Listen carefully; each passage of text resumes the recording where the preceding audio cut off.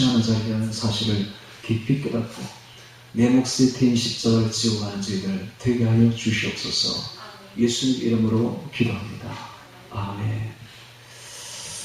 마태복음 27장 45절 이하를 통하여 십자가라는 제목으로 말씀을 전하겠습니다. 십자가는 우리 성도들이 태어나는 자리입니다. 이것은 바로 이 고난의 자리가 바로 우리 성도가 성도다워지는 자리요, 용기 없는 자가, 비겁한 자가 용기를 가지는 자리이며 담대한 신앙을 가지는 자리가 되는 것입니다. 여러분, 우리 하나님은 모든 만물을 십자가로서 정결케 하고 깨끗하게 하며 또한 십자가를 통해서 썩지 않게 만듭니다. 예를 들어 물을 한번 볼까요? 물은 고여 있으면 썩어버립니다. 그렇죠? 근데 이 물이 굴이쳐 흘러가야 돼요. 흘러가면서 이리 깨어지고 저리 받치고 해야 됩니다. 이 바위에 부딪히고 저 바위에 부딪히고, 폭포, 어떤 때는 폭포가 되어서 떨어지기도 하고, 또 어떤 때는 땅속으로 들어가기도 하고, 스며들기도 하고, 빠져나오기도 하고, 막 이러면서 물이 생명력을 갖게 되는 거예요. 그래서 그런 물을 먹어야 우리가 생명력이 있는 거죠. 네. 마찬가지입니다. 오늘 우리 성도들도 십자가를 지고 가야 돼요. 그게 바로 하나님의 방법입니다. 그렇게 해도 죽지 않습니다. 우리 하나님은 우리를 그렇게 만드셨어요. 그래서 너무 편안하게만 신앙생활하면 죽는 거예요. 신앙이 없어지는 거예요. 그래서 우리 성도들이 또 보면 알곡을 타작할 때 보십시오. 알곡을 타작할 때도 그냥 쉽게 편안하게 타작하지 않습니다. 옛날에는 말이 막 밟기도 하고요, 수레바퀴로 가서 갈기도 하고 막 이렇게 하면서 이 미랄이 타작이 되는 거예요. 그래도 미랄은 절대 죽지 않습니다. 그렇게 해야 그게 하나님 방법이라. 미랄을 타작하는 방법. 오늘 우리들도 마찬가지. 우리가 하나님 미랄입니다. 우리가 하나님께 쓰임받는 귀한 미랄이 되려면 십자가를 통과하지 않으면 절대로 안 됩니다. 십자가에 말려 우리 성도들이 태어나는 자리인 것입니다. 자, 그래서 이 십자가 아래에서는 수많은 그리스도인들이 태어난다는 사실을 오늘 성경이 보여주고 있는 거예요. 그래서 오늘 성경을 보면서 어떤 성도들이 변화되어 가고 있으며 태어나고 있는지를 보도록 하겠습니다. 자, 45절 보겠습니다. 45절. 제6시로부터 제6시는 항상 성경을 볼 때 시간이 나오거든요. 거기다 플러스 6을 하면 되고, 플러스 6, 예. 그 다음 달이 나오면 달이면 거기서 플러스 3을 하면 딱 맞습니다. 정월 하면, 성경에서 정월 하면 플러스 3을 하면 오늘날 4월. 이렇게 정월 하면은 6월절 있는 달인데 오늘날 4월 봄이구나 이렇게 보면 되고, 시간이 딱 나오면 거기다가 6을 딱 더하면 돼요. 6시로 하면 플러스 6은 6 뜻이죠. 정오입니다. 정오. 그럼 9시 하면 몇 시예요? 9시 하면 거기서 3시간이 더지난 오후 3시를 말하는 거예요. 자, 제6시로부터 정오로부터 온 땅에 어둠이 임하여 제9시까지 계속하더니 오후 3시까지 계속하더니. 자, 이게 무슨 사건일까요? 어두움은 하나님의 그 고통을, 예수님의 그 고통을, 극심한 고통을 나타내며, 또한 하나님께서 차마 자신의 아들이 죽어가는 모습을 볼 수가 없어서 온 땅에 어둠을 내려버리는 것입니다. 그래서 이 정오에 가장 하루 중에서 밝을 때에 어둠이 왔다는 것 자체가 심상치 않죠. 네, 심상치 않은 이야기예요. 짙은 어둠이 꽉 임하여서 3시간 동안이나, 예수님이 그 운명하는 시간인 오후 3시까지 그렇게 있었다는 것 사실이, 예수님으로 몇 시부터 달렸는가? 오전 9시부터 달렸습니다. 오전 9시에 십자가에 달려서 오후 3시까지 쭉 6시간 동안 십자가에 달려 있었던 것입니다. 그래서 정오부터 이제 고통이 극심해지는 그 순간부터 하나님 차마 하나님 아버지께서 모습을 볼 수가 없어서 어둠을 내리는 것을 볼 수가 있고, 또한 그 시간이 어둠이 왔다는 것은 가장 극심한 고통의 시간이라는 것을 알 수가 있습니다. 계속하더니 제9시쯤에 오후 3시쯤에 예수께서 크게 소리질러 가라사대, 가상 7원입니다. 가상 7원 중에 엘리 엘리 라마 사박다니 하시니, 자, 가상 7원 중에 4번째 말씀입니다. 엘리 엘리 라마 사박다니, 이건 아람어인데요. 이는 곧 번역하면 나의 하나님, 나의 하나님, 어찌하여 나를 버리셨나이까 하는 뜻이라. 자, 어찌하여 나를 버리셨나이까? 한 번도 우리 주 예수님은, 성자 하나님은 성부 하나님과 분리된 적이 없었습니다. 언제나 태초로부터, 창세 이전부터 우리 예수님과 성부 하나님은 언제나 함께 있었어요. 성부, 성자, 성령 하나님, 삼위일체 하나님으로서 분리될 수가 없는 거죠. 언제나 같이 있습니다. 그런데 이 순간 분리되는 거예요. 이 순간은 더 이상 자애로운 아버지가 아니었습니다. 이 순간은 죄를 심판하시는 어미하신 하나님으로 지금 있는 겁니다. 그렇기 때문에 더 이상 자애로운 하나님이 아니라 어미하신 하나님이기 때문에, 그래서 예수님께서 항상 하나님 아버지를 향해서 내 아버지여, 내 아버지 이렇게 불렀는데, 이 순간 내 아버지 부르지 못합니다. 나의 하나님, 나의 하나님이라고 부르고 있는 것입니다. 자, 이것 자체가 예수님께는 어마어마한 고통이에요. 왜 이런 일이 벌어집니까? 인류의 죄 때문에. 인류의 죄는 이렇게 분리를 시킵니다. 우리가 하나님과 절대로 분리될 수가 없는데 딱 분리시키는 게 하나 있어요. 그게 바로 죄입니다. 죄가 들어오면 딱 분리되어 버립니다. 죄 때문에 하나님과 인간 사이가 분리되어 버리고 굵은 담이 막혀버린 것입니다. 그것이 바로 휘장입니다. 휘장은 지성소와 성소를 가로막는 이 장인데, 휘장인데, 그 휘장 두께가 무려 3cm. 도저히 인간의 힘으로는 뗄 수가 없는 그런 휘장이 다 들이고 있습니다. 이것은 뭘 뜻합니까? 하나님과 인간 사이의 죄가 이렇게 가로막고 있다는 것을 뜻하고 있었던 것입니다. 이와 같이 에덴 동산에서의 아담의 범죄 이후로 하나님과 우리 인간 사이에는 돌이킬 수 없는 큰 담이 쳐져 있는, 이것이 바로 죄 때문에, 우리 인간의 죄 때문에 그렇게 된 것이죠. 그런데 그 죄 때문에 지금 그 죄를 짊어지고 예수님이 온 인류의 죄를 한 몸에 짊어지고 가시니까 우리 죄를 짊어지고 가는 그 어린 양을 모시고 하나님의 얼굴을 돌리시는 것입니다. 죄 때문에 하나님과 예수님 사이가, 하나님 아버지와 예수님 사이가 분리되는 것이죠. 그래서 엘리 엘리 라마 사박다니, 나의 하나님, 나의 하나님, 어찌하여 나를 버리셨나이까 라고 말하는 거예요. 예수님이 직접적으로 죽은 사인은 의학자들이 이제 밝혀내고 있는데, 그 의학자들이 자세히 연구를 해보니까 예수님이 심장이 터진 거예요. 심장이 터져서 심장 파열로 죽었다고 그렇게 의학자들이 이야기를 하고 있습니다.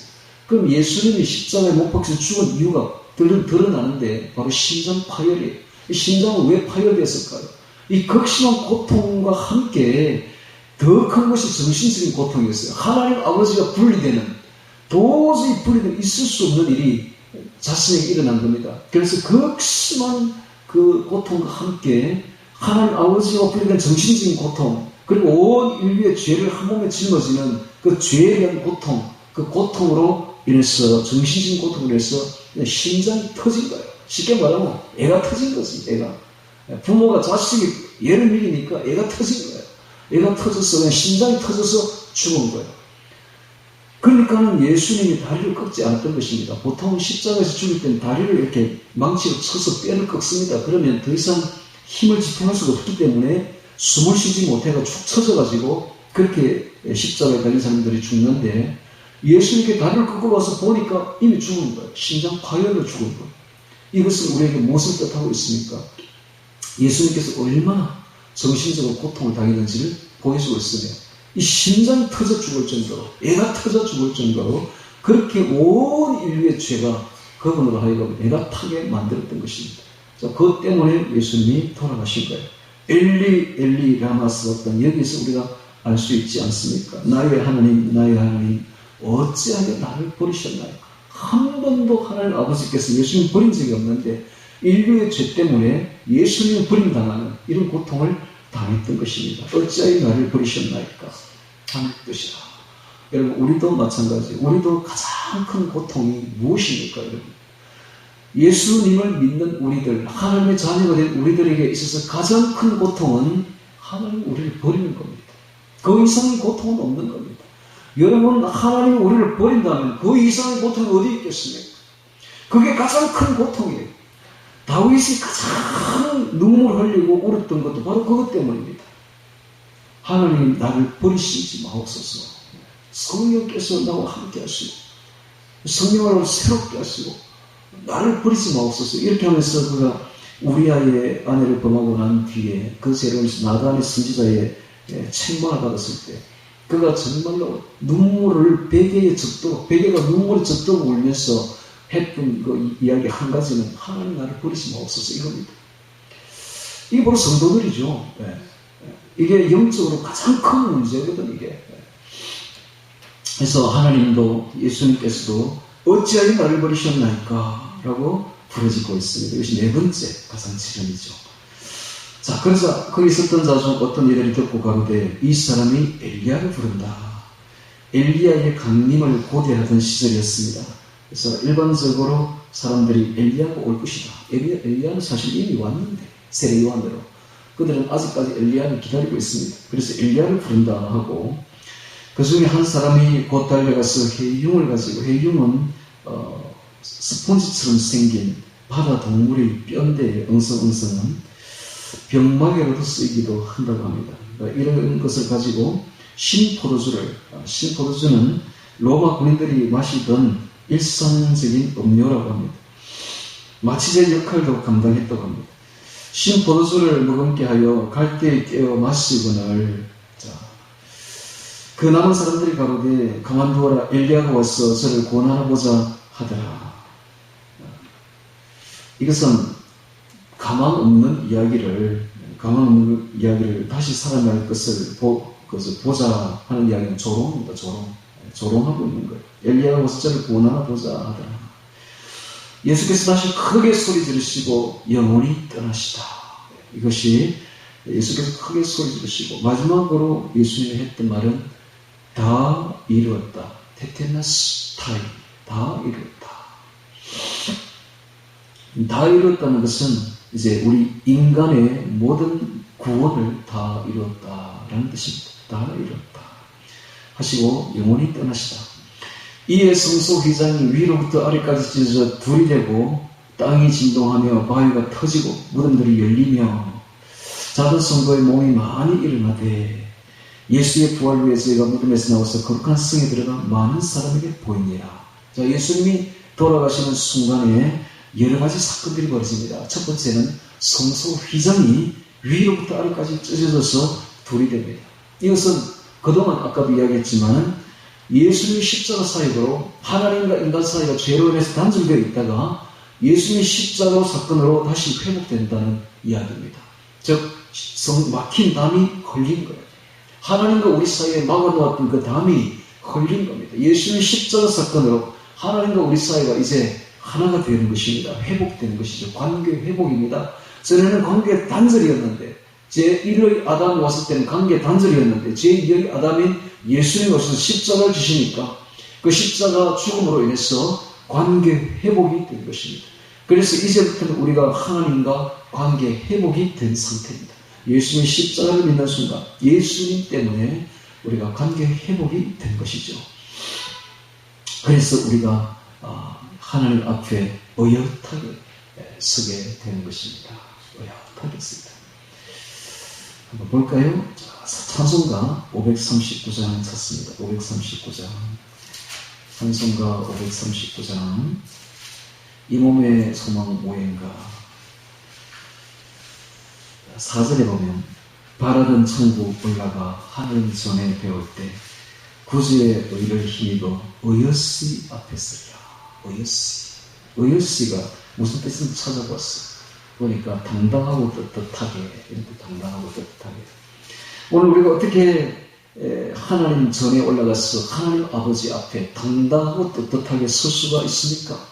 바로 구주의 의를 힘입었어. 예수님이 십자가에 걸리신 그 보혈에 때문에 구주의 의를 힘입어서 우리가 의엿이 하나님 앞에 서게 될 줄로 믿습니다. 할렐루야.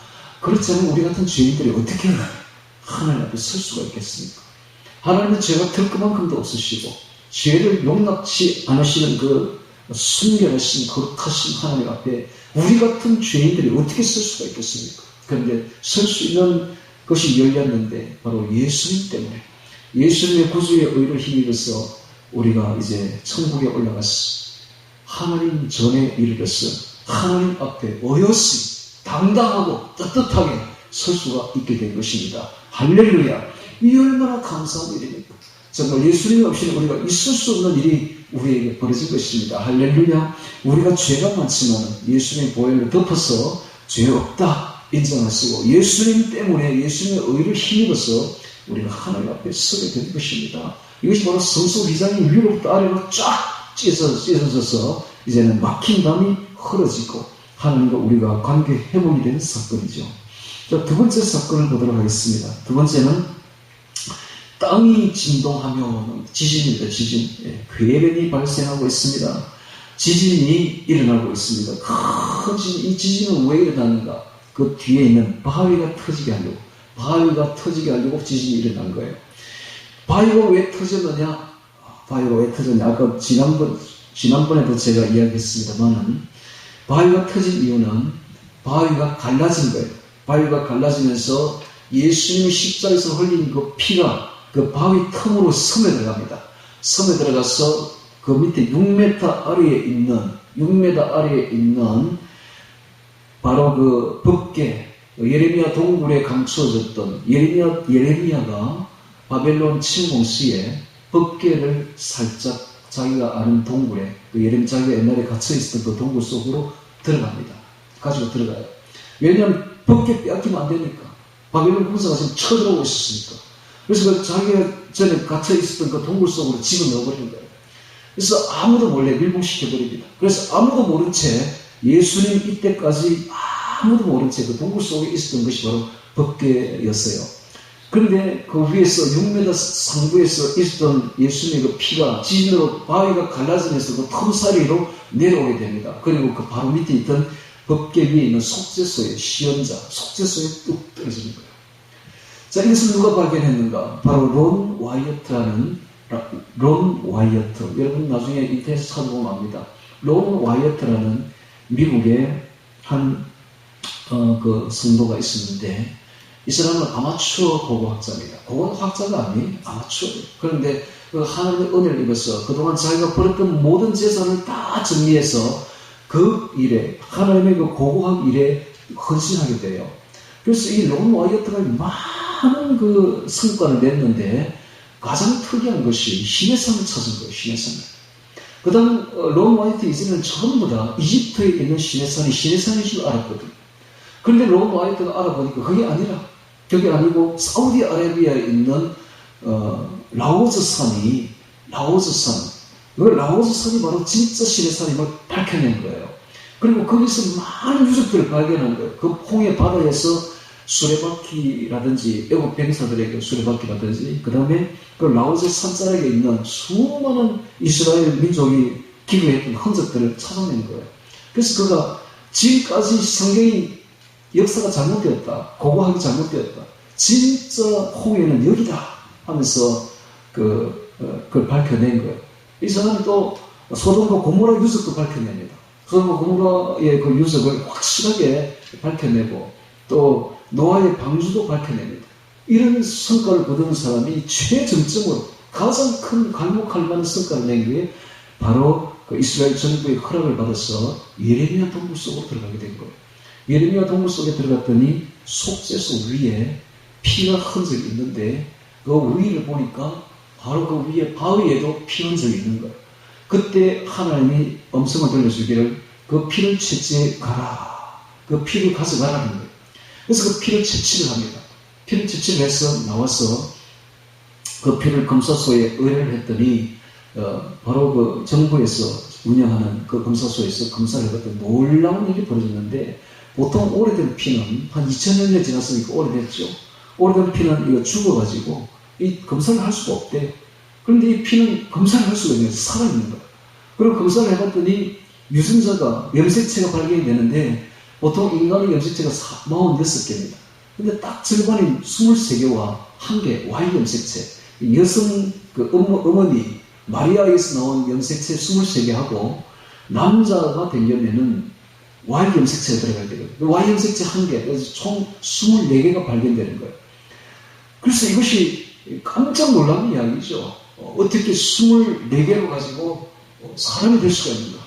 놀라운 이야기. 이것이 바로 여자의 후손입니다. 이게 바로 창세기에 나온 여자의 후손이죠. 남자의 씨가 전혀 들어가지 않으면 성령으로 잉태된 여자의 후손, 바로 우리의 구세주의 피임이 확실하게 드러나버린 겁니다. 이런 일이 벌어진 거예요. 그래서 진동하며 땅이 진동하며 바위가 터지고 거기 속죄소에 피가 떨어진 겁니다. 피가 떨어져야 돼요. 그 속죄소에 피가 떨어져야 인류의 죄가 속죄하게 되는 겁니다. 그래서 예수님은 우리를 속죄하신 속죄의 어린 양이 되고 예수님의 그 피가 그 속죄소에 떨어지기까지 구약에 그렇게 수많은 양들이 소들이 죽은 이유는 바로 예수님의 그 속죄소의 피를 상징했던 것입니다.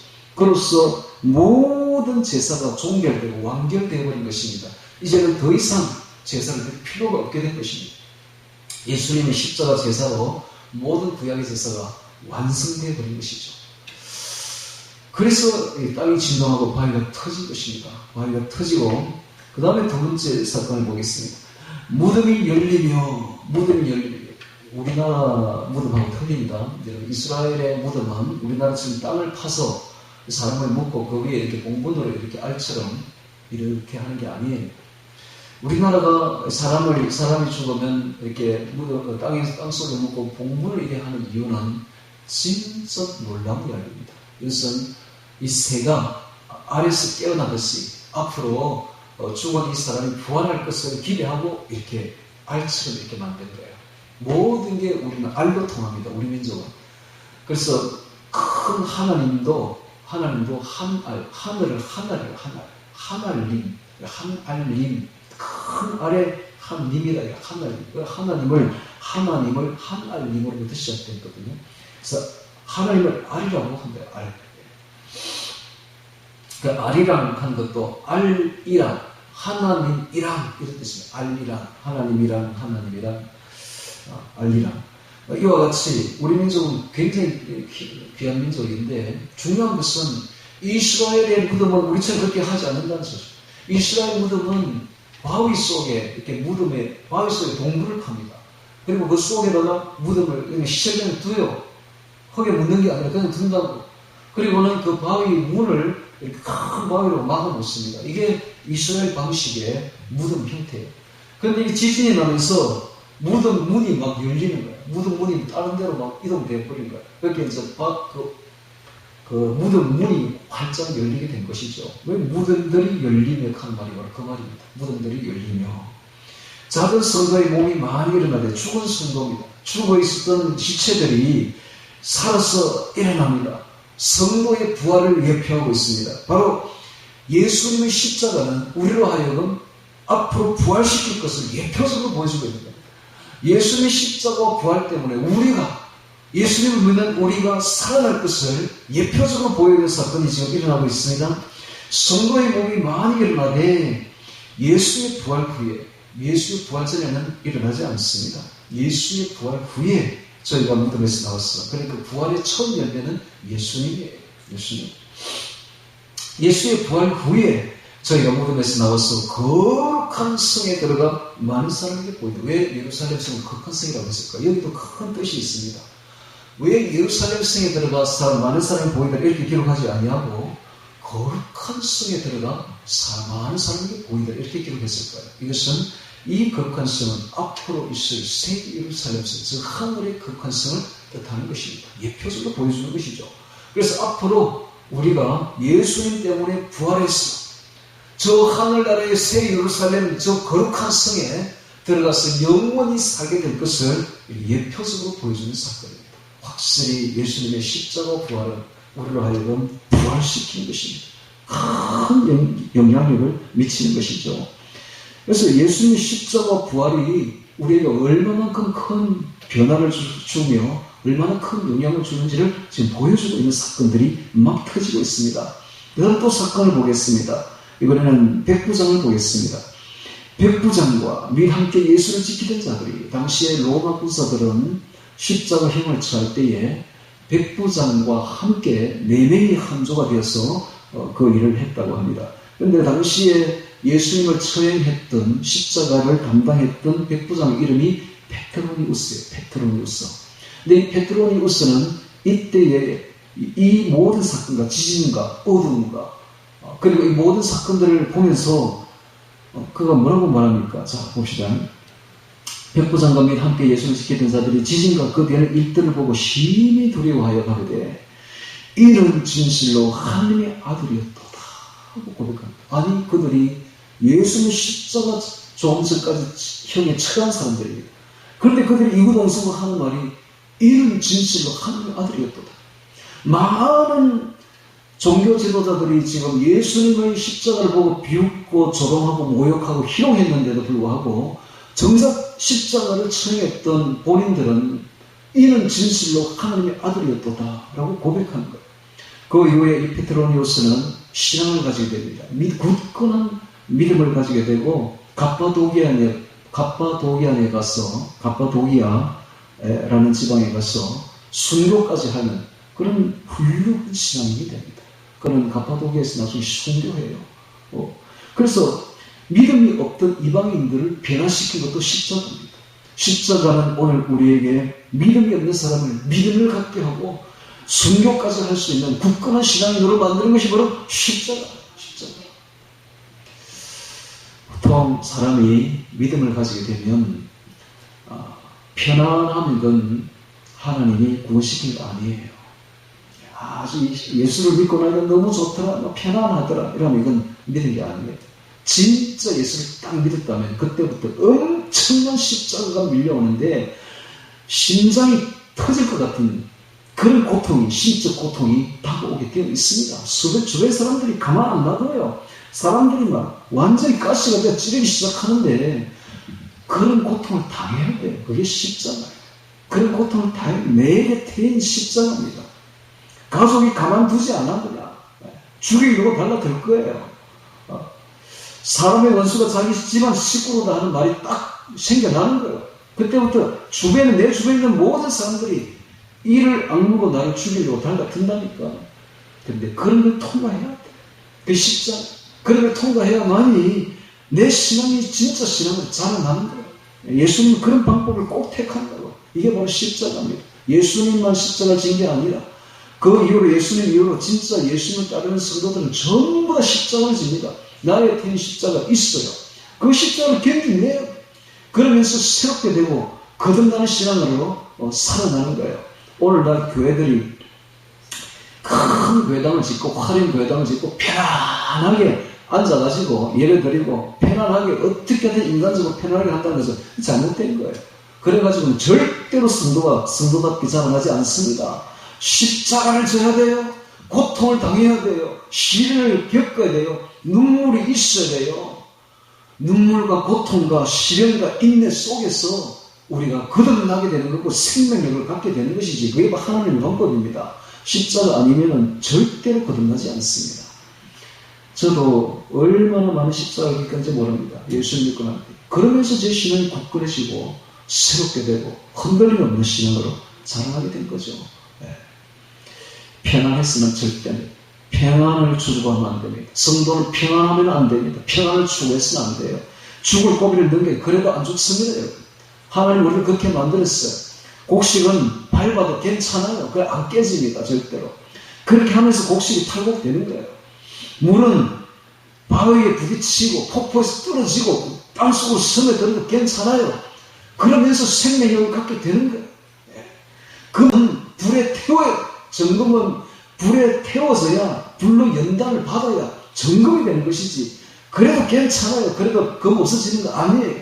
불로 연단을 받아야 점검으로 거듭나게 되는 것입니다.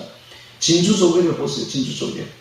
속에 상처를 받아야 진주가 이제 잉태되기 시작하는 거예요. 상처 없으면 진주 안 만들어집니다. 편안해가지고는 진주 절대 안 만들어집니다. 저 하늘에 가면 우리가 떠나드는 저 거룩한 성의 문이 진주로 만들어요. 진주문이라고 그러죠. 왜 진주인가? 고통과 십자가를 통해서 이 문에 들어왔다는 걸 보여주기 위해서 우리가 이 땅에 살면서 예수님 때문에 얼마나 많은 고통을 당했는가를 상징하는 문이 바로 진주문이 아닙니까? 오늘 우리가 예수님 때문에 받는 십자가 즐겁게 받으세요. 할렐루야. 이것이 바로 십자가의 비밀입니다. 십자가 없이는 되는 일이 없어요. 십자가만이 우리를 새롭게 만들기 때문에 그렇습니다. 백부장이 십자가를 통해서 페트로니우스가 완전히 거듭납니다. 이는 진실로 하나님의 아들이었도다 하고 고백하는 사건이 벌어지게 되죠. 자, 그 다음 또 보겠습니다.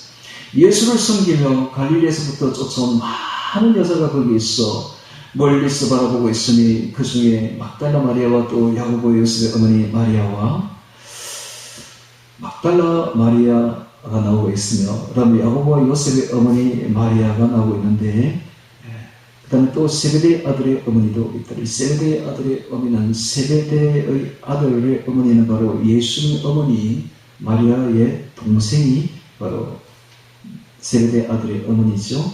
살로메입니다. 이름이 살로메.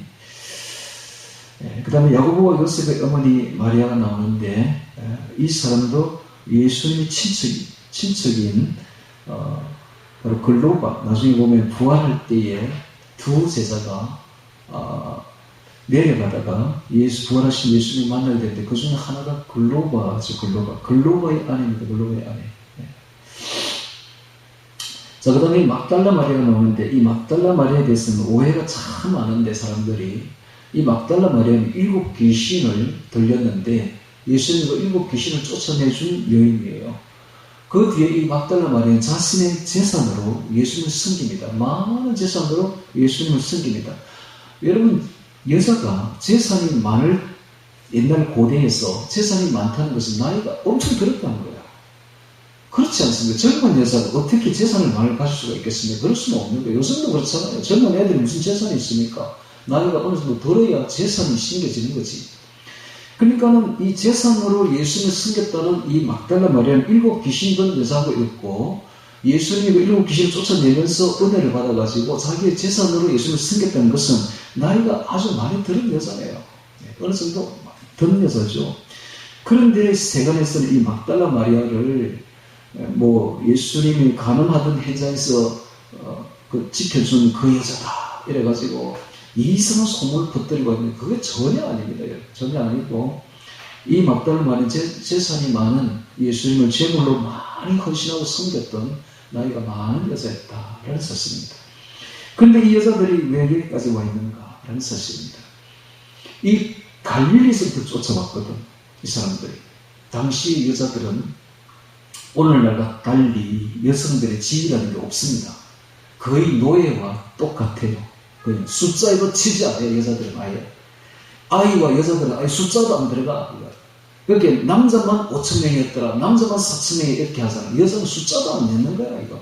노예와 똑같이 취급하는 거야. 그럼에도 불구하고 이 여성들이 예수님의 은혜를 많이 받고 난 뒤부터는 이 여자들이요 끝까지 쫓아옵니다. 끝까지 흔들리지 않는 믿음, 끝까지 처음 받은 은혜를 잊지 않고 끝까지 지키는. 그래서 겉으로는 요란하게 드러나지 않지만 조용하고 차분하게 변치 않는 믿음으로 주님의 그 최후 순간까지 주님 곁에 있는 사람들, 바로 이 여자들입니다. 바로 이런 여자들이 부활의 영광을 처음으로 목도하게 됩니다.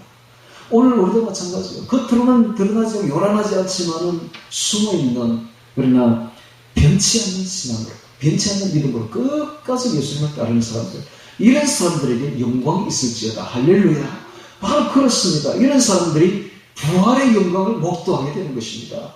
오늘 우리 교회에서, 우리 하나님의 나라에서 진짜 필요한 일꾼들은 바로 이런 사람들입니다. 요란하게 앞에 나서서 떠드는 사람이 아니라 조용하게 숨어 있으면서 그러나 변치 않는 신앙으로 끝까지 변치 않는 신앙으로 가지고 있는 이런 사람들이 정말 필요한, 딱 리스트에 올라와 있잖아요.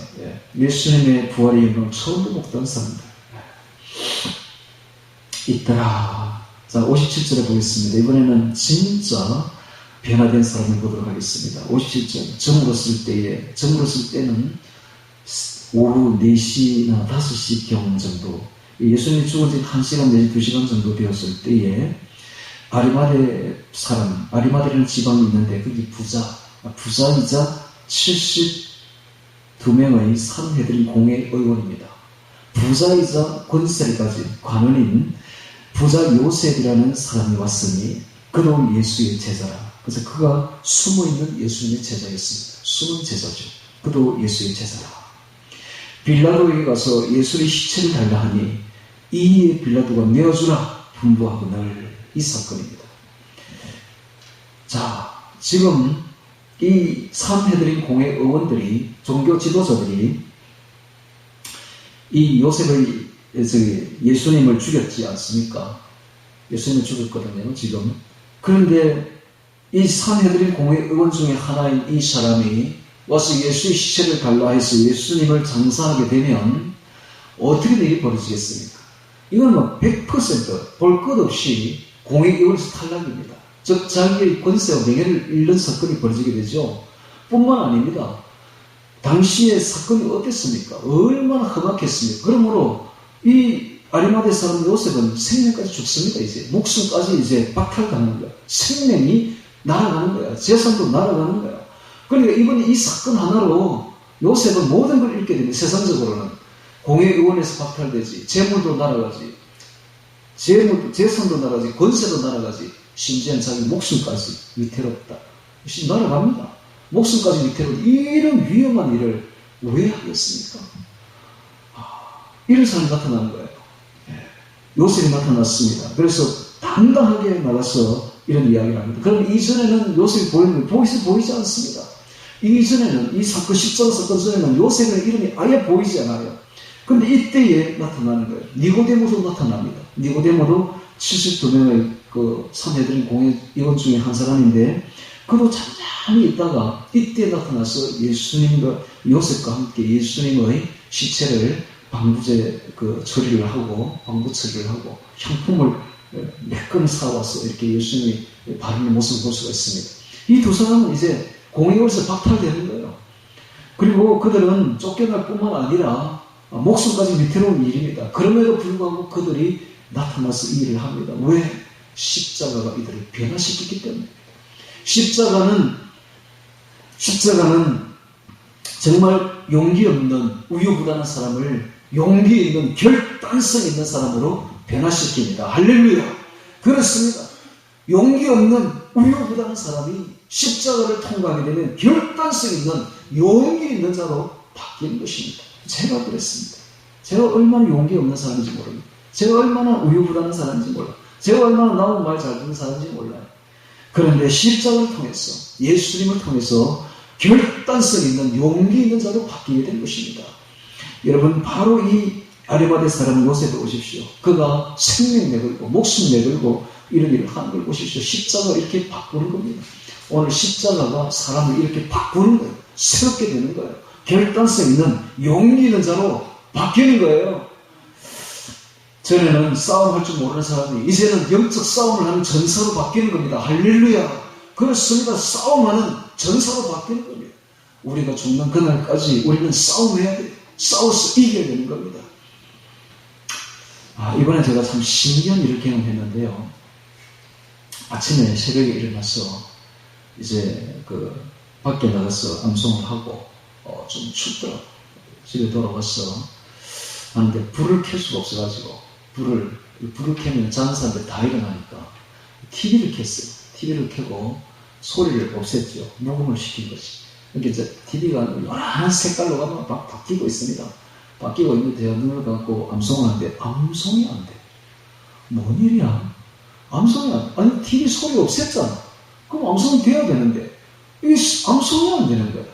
이게 뭐지 이게 도대체? 그러다가 그만 어떻게 졸리는지 잠이 오는지 그냥 자버리는 거예요. 자다가 일어나서 깨달아지는 거예요. 이 영적 싸움이구나. 이게 바로 영적 싸움입니다. 여러분, 영은 다 소리 끄다고 안 들리는 줄 알았어요. 영은 다 알아채요.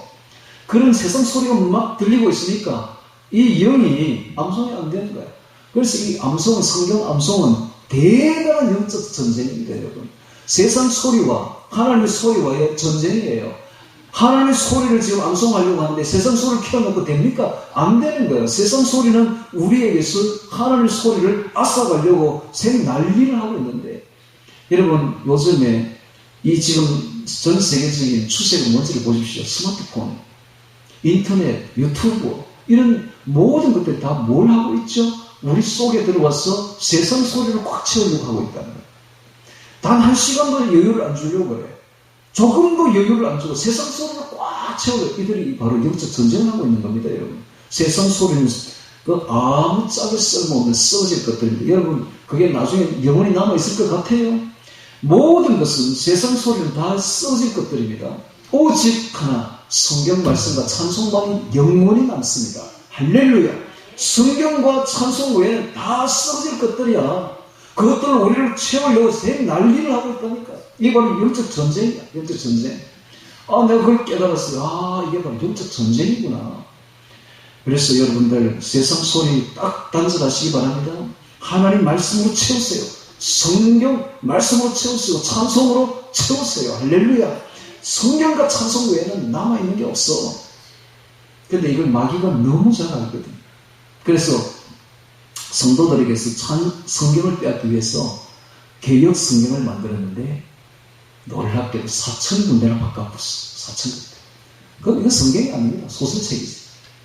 그 다음에 찬송가를 다 바꿔버렸어요. 장을 다 바꿔요. 장 제목을 바꿔요. 그러면 전에 잘 알고 있던 찬송가 몇 장 보면 뭐가 탁 튀어나왔던 게 찬송을 빼앗아 버린 겁니다.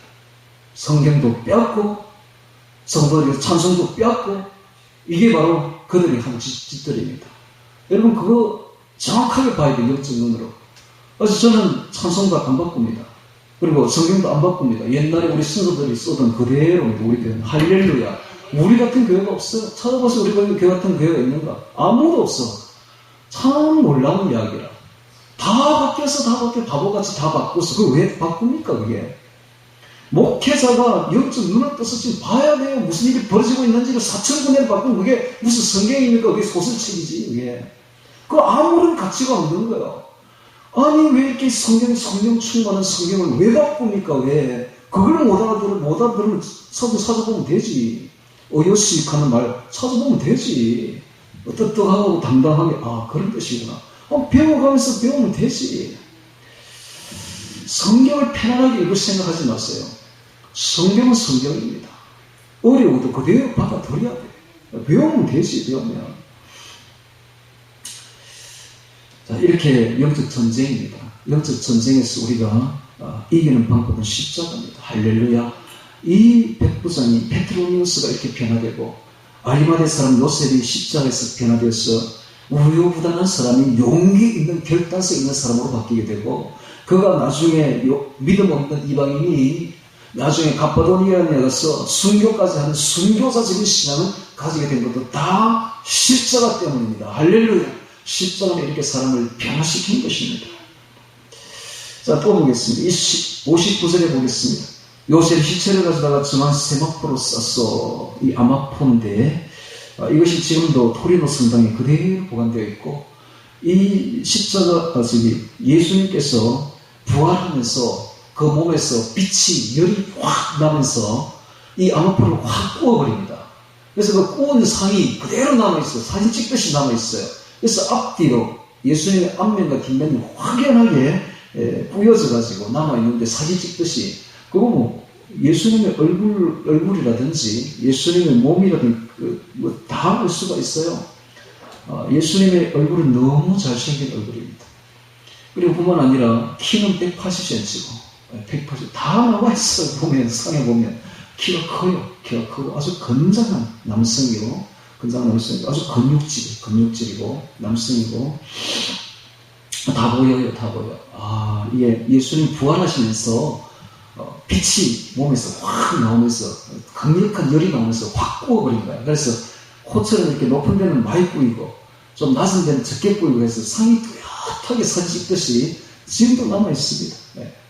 그게 바로 부활의 증거가 되죠. 정한 세마포로 싸서 바위 속에 판 자기 쇠무름에 넣어두고 이것은 요셉이 자기의 재물을 주님께 바친 거예요. 그래서 요셉은 어떤 사람인가? 요셉은 자기의 재물로도 헌신한 사람입니다. 오늘 우리가 알아야 될 것은 예수님이 우리에게 주신 모든 재능, 모든 재물, 모든 지식, 우리에게 가진 모든 것은 다 주님의 것입니다. 그러므로 이 모든 것은 다 주님을 위해서 한몫 쓰라고 준 거예요. 할렐루야. 내가 가진 재물이 내게 아닙니다. 이거 언젠가 주님을 위해서 한몫 쓰라고 준 거예요. 그래서 요셉이 한몫 쓴 거예요. 오늘 우리들도 잘 알아야 됩니다. 하나님 우리에게 주신 재물이 있다면 우리도 이것을 가지고 한몫 써야 됩니다. 할렐루야. 한몫 써야 돼요. 아, 우리 목사님이 내 재물 빼앗으려고 하는구나. 아니에요. 그게 아니라 여러분들이 딱 죽어보면 압니다. 그 재물 가지고 있어봐야, 농장에 넣어봐야 결국은 아이들 주면 그 싸움밖에 안 일어납니다. 하나님께 바치면 저 하늘에 영원한 상급으로 올라갑니다. 할렐루야. 오늘 우리가 하나님께 바치는 모든 헌신은 전부 상급으로 하늘에 있는 집으로 다 연결됩니다. 그러니까 우리가 가진 이 재물 요셉처럼 한몫 쓰시기 바랍니다. 할렐루야. 그것이 바로 여러분들이 영원한 상급을 받는 그런 동기가 됩니다. 여러분 이 세상에 살아봐요. 70년밖에 80년밖에 더 살겠어요. 그러나 저희 영원한 시간은 영원합니다. 영원. 저 영원 세계에서 잘 사는 게 좋지 않아요, 여러분? 여기서 조금 못 살아도 영원한 세계에서 잘 살면 얼마나 좋습니까? 저는 이 사실을 알고 제가 성도 때 이렇게 기도했어요. 소망이 생겼어요. 주님, 저 목사 되게 해주세요. 왜? 목사는 24시간 예수님과 함께하고 하는 일이 목회니까 얼마나 좋아. 그 상급이 얼마나 크겠어. 이게 딱 보이는 거야. 그래서 목사님 되게 해주세요. 목사 되게 해주세요. 쫄랐어요. 얼마나 쫄랐는지 몰라요. 기력을 나눴을 때 예수님 저 목사 되게 해주세요. 안 해주더라고. 절대 허락 안 하더라고. 그러다가 막 잊혀져 버렸어. 그런데 한 20년, 30년 지나니까 어느 날 나도 모르게 목사가 되어 있더라고요. 얼마나 감사한지. 여러분, 주님을 위해서 바치는 시간들, 주님을 위해서 바치는 기도들, 주님을 위해서 바치는 헌물들 다 하늘나라 상급입니다. 할렐루야. 찬물 한 그릇도 하나님 잊지 않고 다 상급으로 100배나 되어서 저 하늘에 올라갑니다.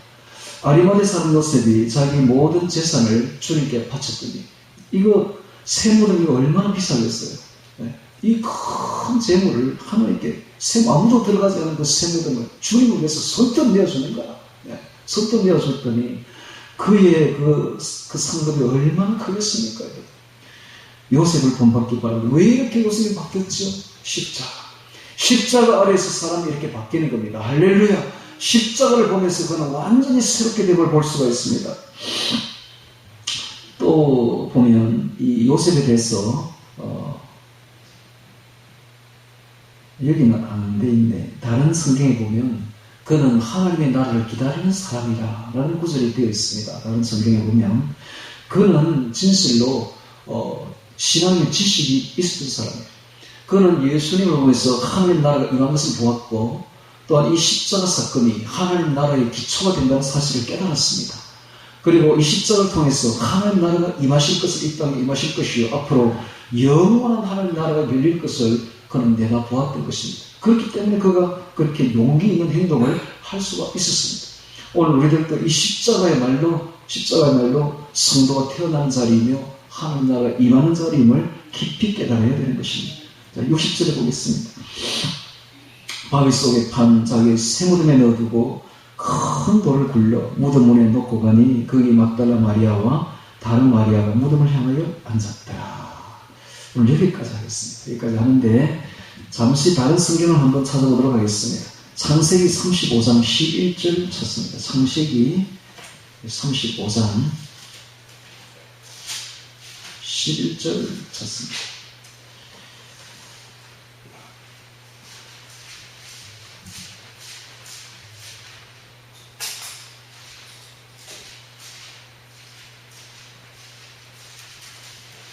창세기 35장 11절.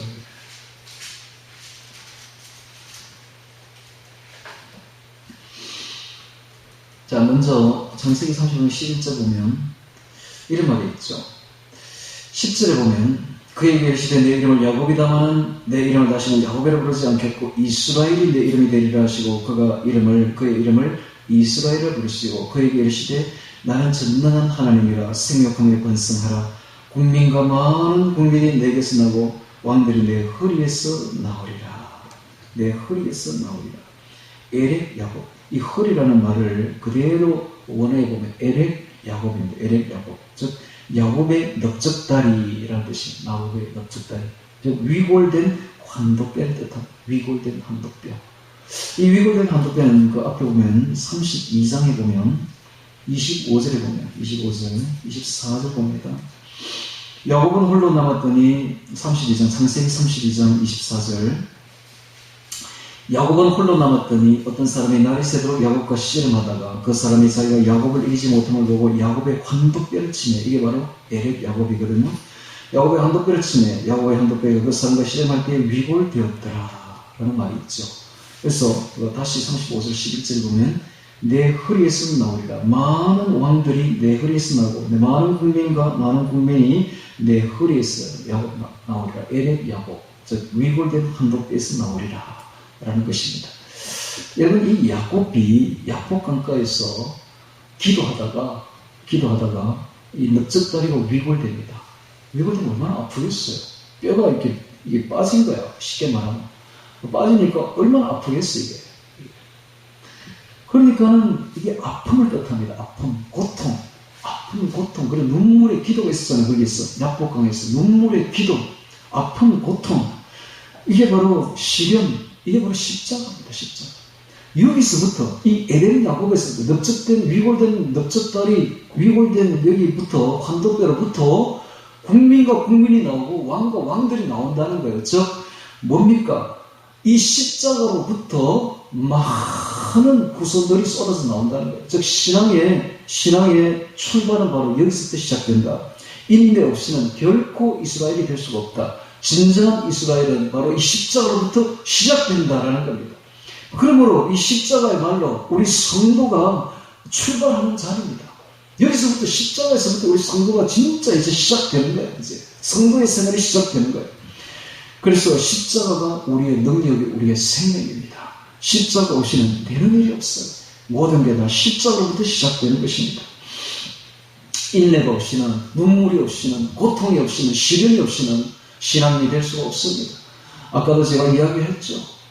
물은 이렇게 굽이쳐 흘려야 되고, 섬에 들어야 되고, 폭포에서 떨어져야 되고, 이렇게 하면서 생명력을 갖듯이 오늘 우리 성도들도 십자가를 통과해야만 생명력 있는 신앙인으로 출발하는 겁니다. 여기가 바로 하늘나라 올라가는 사닥다리 자리입니다. 십자가가 바로 하늘나라 올라가는 사닥다리입니다. 여기서부터 출발해야 진정한 성도로 거듭나게 되는 겁니다.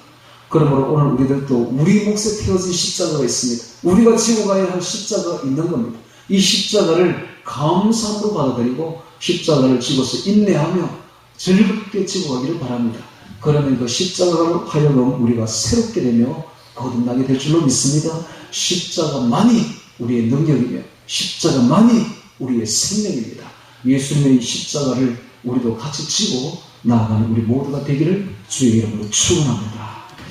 다 같이 오늘 말씀 기억하며 기도드리겠습니다.